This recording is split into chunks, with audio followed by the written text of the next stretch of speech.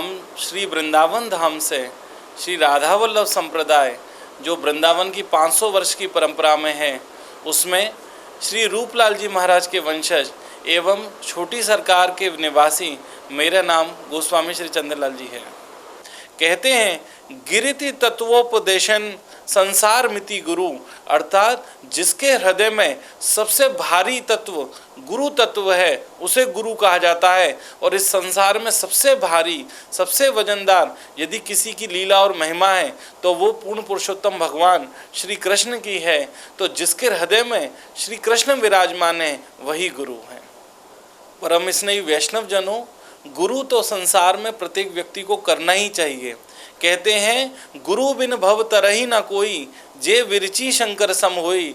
इस संसार में कोई भी व्यक्ति ऐसा नहीं है जो गुरु करे बगैर अपनी सांसारिक प्रवृत्तियों को आगे बढ़ा सकता है। पर हम स्नेही वैष्णवों, बहुत ही महत्वपूर्ण प्रश्न है कि क्या कोरोना की बीमारी में मैंने बहुत सारे लोगों से सुना कि हम यदि कहीं पे भी यात्रा कर रहे हैं, धार्मिक स्थलों पे बहुत भीड़ आ रही है, तो लोग कहते हैं कि हमारा तो ठाकुर जी बैठा है वो हमें बचाएंगे। लेकिन ऐसा नहीं करना चाहिए, क्योंकि भगवान जब अपनी लीला प्रवेश कर रहे थे तो उद्धव जी ने पूछा कि भगवान अब आपकी आगे के युग में क्या गति होगी। तो उन्होंने कलयुग में भगवान ने अपनी गति बताई है कि अहम भक्तम पराधीना, मैं भक्तों के अधीन हो जाऊंगा।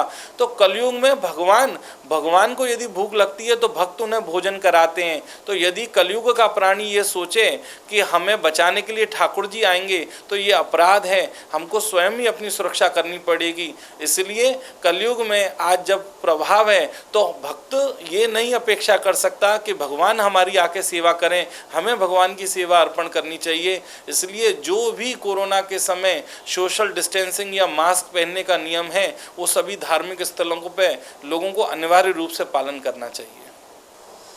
હું અમદાવાદમાં રહું છું અને ઘણા સમયથી રાધા વલ્લભ સંપ્રદાયના સાથે અમારો આખો પરિવાર આની અંદર જોડાયેલો છે।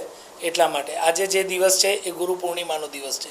ગુરુ પૂર્ણિમાના દિવસ પ્રમાણે મારે કહેવું છે એક જ કે જીવનમાં ઘણા બધા ગુરુ હોય છે।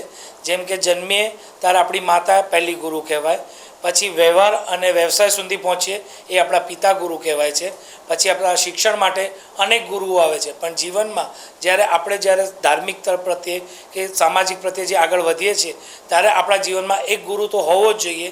અને જે ગુરુ તમે માનો છો એ ગુરુને તમે ગુરુ પૂર્ણિમાના દિવસે એનું પૂજન કરી એનું અર્ચન કરી અને એની પ્રાર્થના કરીએ તો આપણા જીવનમાં એ ગુરુનું મહત્ત્વ ઘણું બધું હોઈ શકે છે।